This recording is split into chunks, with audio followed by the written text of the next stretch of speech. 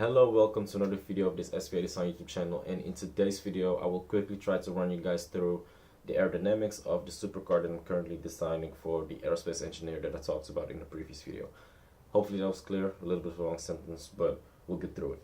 So first of all, I'm gonna just jump into the SolidWorks, and without having too much of an introduction, I will just show you guys the aerodynamics.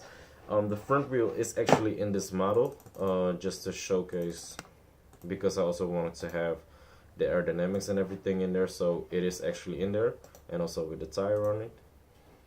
But because mainly all of the problems that are coming from the car with the aerodynamics are coming from the front tire and just the turbulence and everything that's being created behind it.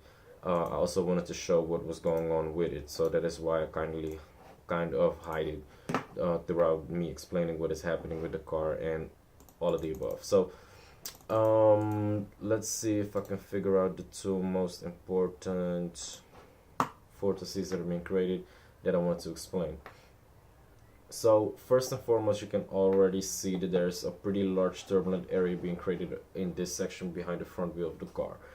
This is probably as a result of me not really designing the inside of the fender properly, and also the way that the air is being allowed to exit the fender on the back sides of the car. So I'm gonna hide these two, and I will just say, just to tell you what the plan was initially and how I thought it would be.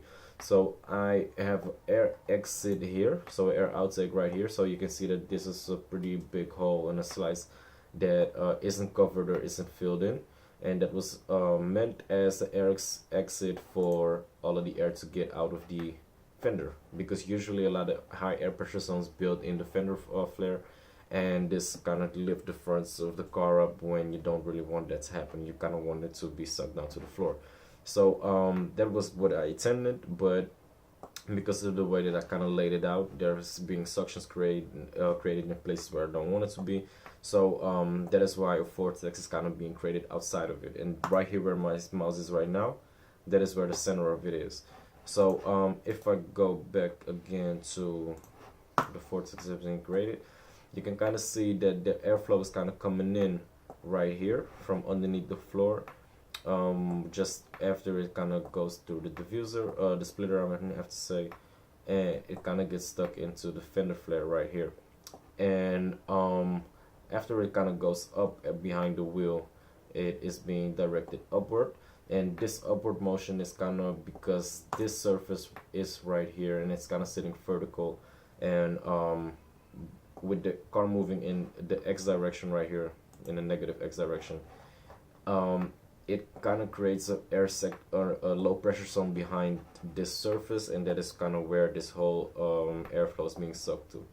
So if I get rid of this surface right here, and probably just get rid of also this whole circle, because the wheel probably won't really be able to move up or down with suspension travel if this would be here. So I kind of need to make a cutout right here to fill the rest of the surface up, and then the wheel would actually also have some suspension travel, and also aerodynamically would be better because this airflow doesn't have a surface to get stuck behind. So that is also an important piece of the puzzle. And afterwards, you can kind of see that the airflow is moving all through the fender, and then it's coming down pretty fast right here. So you can kind of see that it is trying to get out of here, but it's kind of moving down instead of kind of coming out of here, and that is what I wanted it to do. And then it exits on the other side of this split that I have right here. So I created this split for the air that is exiting here to kind of go out and over the car, and I wanted the air to exit here to kind of go back into the radiators that are in this section right here. So that is really what the purpose was, but that is not really how it is right now. So another way to solve that is by creating a boundary between the two. So basically create a line that is between this surface right here and this surface right here, and maybe it is a little bit better visible without all of the flow directors being in there. So what I said is that I want to create a boundary between this surface and this surface, and hopefully when those boundaries are there and the fender is kind of soft, then this whole area just doesn't exist anymore, and just the air pressure that is in the wheel fender kind of leaves in the spots where I want it to leave. So you would have a flow coming out of here, and you would also have some flows that are coming out of here but then go directly into the radiator without having this whole turbulent section in there.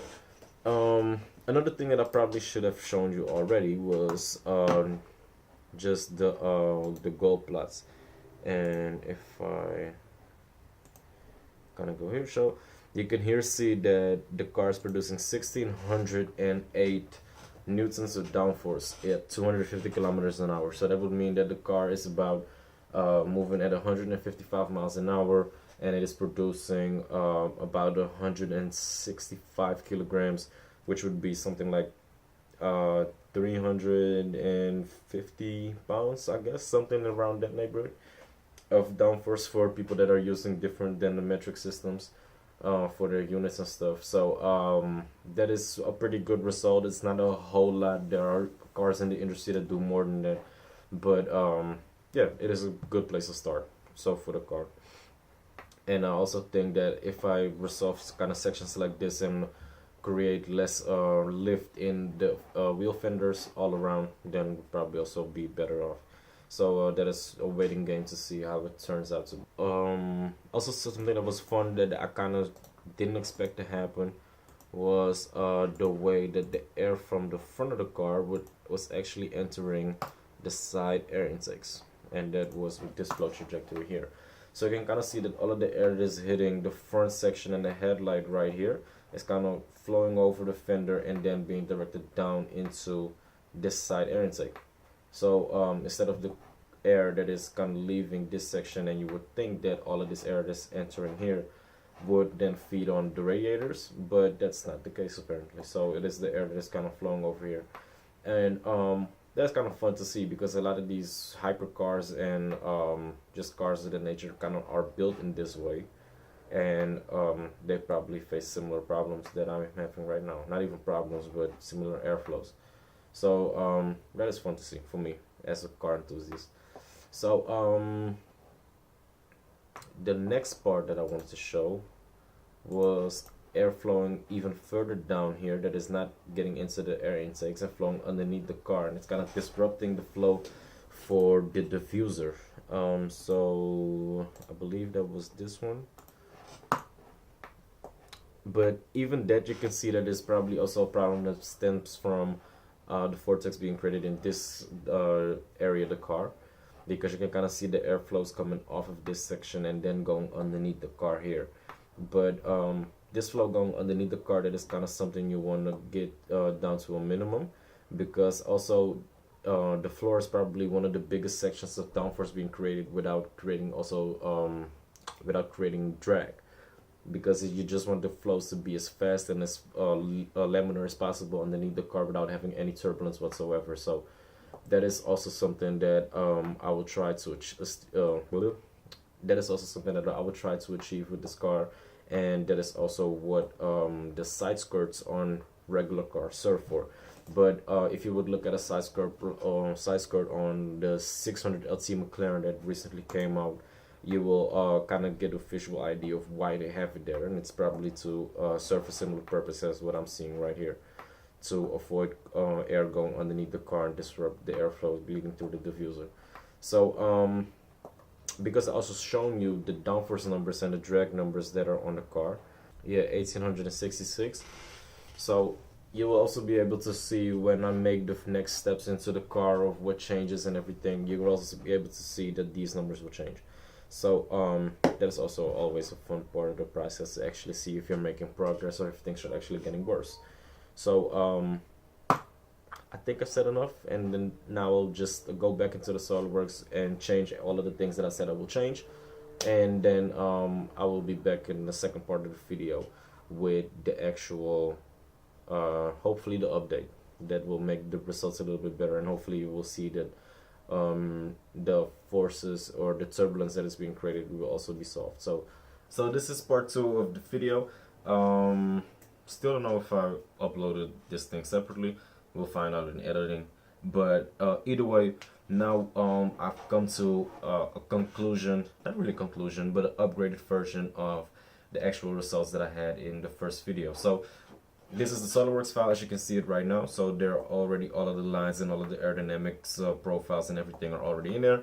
So we don't need to worry about that. But the one thing I needed to show you were the actual results, because I also mentioned in the previous part of the video that I was going to make a couple of changes, and I did that. So this is the first number that you can see, and that is basically the drag number. So in the first video, I believe it was at 1866 newtons of drag, and that number bumped up a little bit because I believe internally the fender flares became a little bit bigger on the inside. So I used to have a double layer in there, so I got rid of that because it was trapping air in a way that I didn't want it to. But as a consequence of it, the surface that you can see right here, so that actual surface, that has increased a little bit, because usually it would only be this profile that is running across, and the same thing has happened on the front. So you can also see that there are a couple of arrow lines running across that surface, and all that air sticking behind that surface, that is creating a lot of drag because it's creating a suction behind it there. So that is probably one of the main reasons that you know, the amount of drag that's been bumped up the way it did. And the second number you can see here, that is the actual downforce. So in the previous video it was at 1600 something, and now we are almost at 2000 newtons. So it's roughly around 200 kilograms of downforce that is being produced at 250 kilometers an hour. And the main reason for that is also because right here on the front, if we compare it to the previous video, the way you can just see the air, let's get rid of this in the screen. So maybe even play here. So all of the air that's kind of entering this wheel well right here is no longer it's no longer circulating around the wheel arch. I think it's a little bit too hard on my computer to also have these guys playing. So all of the air is kind of being guided throughout the car, and then instead of it trying to circulate in this wheel well here and underneath the fender, it is actually just being evacuated out of these air channels. And maybe if I hide a couple of these other ones, it becomes a little bit more clear to see.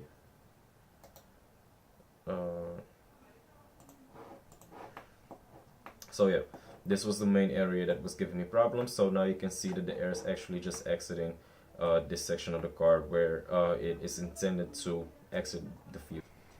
As you can see, all of the air that's kind of coming into the wheel well is now being evacuated out of the area that is behind it right here, to then go on to proceed to the air intakes, as well as over the car to also reach the rear deck lid, the boot lid, I guess, or maybe even the ducktail, however you want to call it. And also there is a small diffuser that I put in here. Oh, I actually didn't see that this was still in the model. So maybe this will, if I kind of get rid of this, it will allow the airflow to get in a little bit better, and that will probably also increase the effect of the diffuser. So maybe if we can get a couple of more kilograms out of this, if we kind of get rid of this shape right here. So I need to figure out a way to get it out of here. This is a support beam for this structure right here, but it kind of went through the whole thing. So the one problem we can still see, and that I also tried to change a little bit, is with the vortex that is being created in this section right here. So maybe if I only play this one right here, you can see that the air is kind of rotating around this center point right here, and that is just still the only thing that I haven't really been able to resolve. So it is also pretty cool to see that I did decrease it, and the vortex, the center, is now here instead of it being underneath it here. So the air is no longer being trapped underneath these fenders. So that is a good thing, but you know, it would still be better if that wasn't there. But with all the results that I have right now, and also with a 0.36 coefficient of drag, I should say, it is also very good aerodynamically with the downforce it produces, and also with the drag resistance. So overall, I'm pretty satisfied with the results that we got. So that is everything from the front. Let's see what happens if I pull up another one.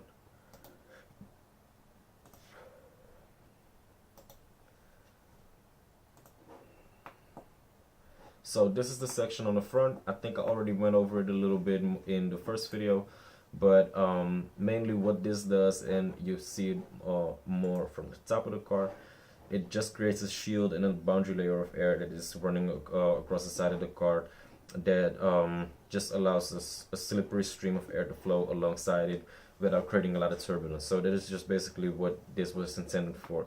So you can also see that all of the air that is kind of being trapped inside the car is all of the turbulent air that is being created by the front wheel fender. So that is also a thing that is working pretty good. And also at the same time, because of this splitter here, there's also an area that generates a lot of downforce, because with the effect of the splitter and the fast moving air on below it and also on the top of it. So that is basically another thing that is being created by that section right there. Let's see what the next one has in store.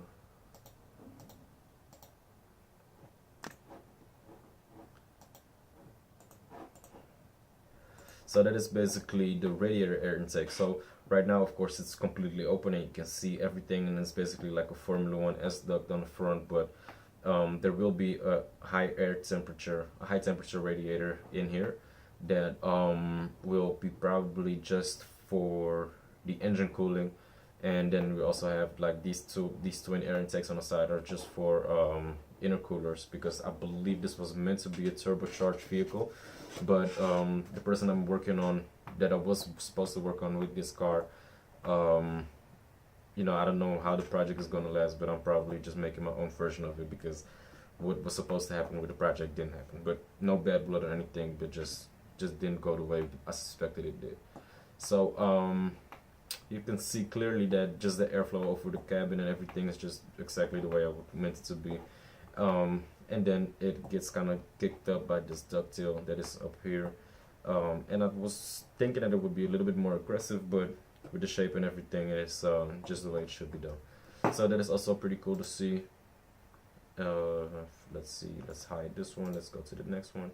And by the way, in the aerodynamics model, there are the wheels are and everything is in the model, so it's not tested without the wheels being in there, but you know, just to showcase the airflow in the wheel wells and everything, I hid them. But let's see,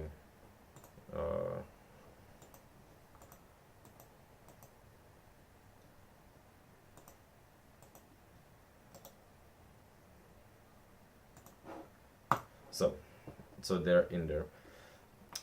This next simulation is basically for the diffuser, but also a little bit from the sides and everything, but it's just mainly the diffuser airflow.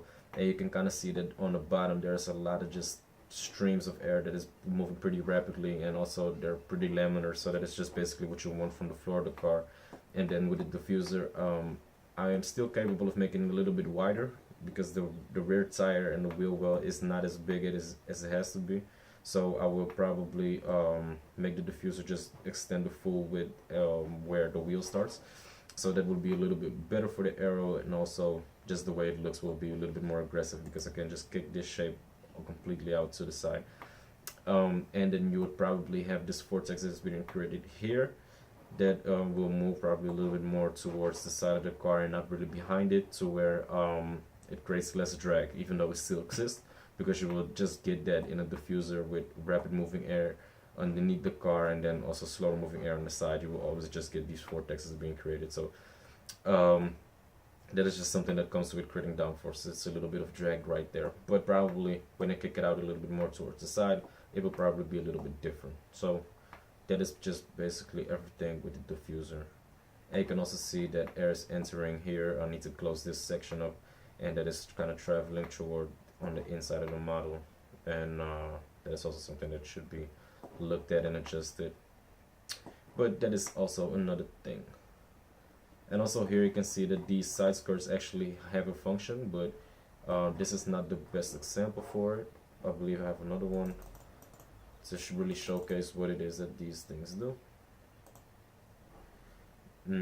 Let's see.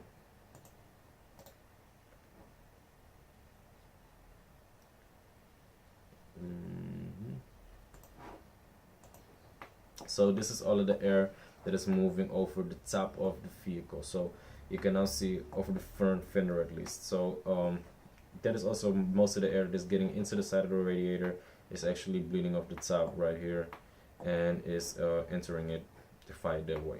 And it's also pretty good to see that that is basically the same shape that the McLaren P1 air intake has, and that is probably also the reason for why they're doing it that way, because they're just using the natural airflow for the fender to then get a clean stream of air into the side air intake. So that is pretty cool to see that that is just the way it functions for them and all of that. So that is another thing that is kind of cool to see, that with your own project you can kind of see why manufacturers make the decisions that they did.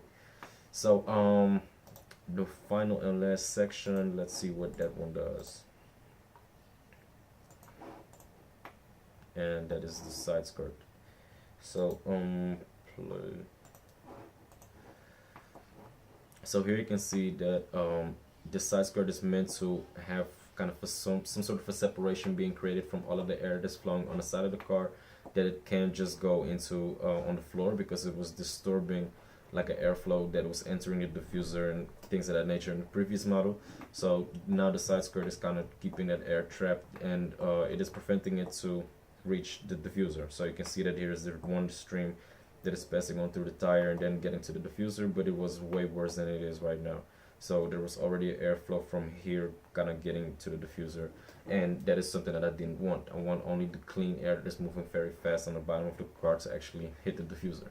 So yeah, that is also something that I prevented. Also, you can see that this shield right here is kind of trapping the turbulent airflow that is happening on the inside right here.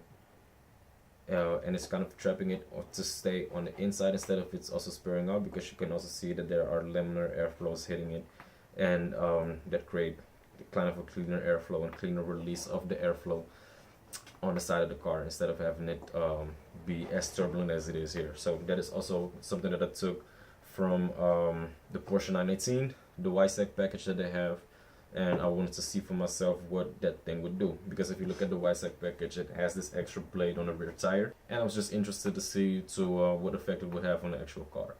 So yeah, this will be the final iteration of this design, and I've made plenty of versions in the past, and I don't know if I will change anything visually to the car. I really like the way it turned out, and now it's just the thing of kind of getting all of the components in there and seeing how far I will take it, because I'm also trying to figure out if, now that I'm in full control of this project myself, because I'm now no longer in collaboration with the other engineers that I was working on with it, to maybe make it fully electric, or to maybe showcase it to some people that I don't know. But I'm pretty interested to see what would happen if this would be an electric car, because we already have all of the radiators and everything in place that we would need for an electric car, and we could probably make it a little bit more efficient aerodynamically, because you don't really need the same amount of radiators on the car if it would be an electric car. So that is basically everything that I wanted to show for this video. Thanks for watching. Please leave a like or subscribe to this YouTube channel. My name is Veldboom from SVA Design, and I'm out.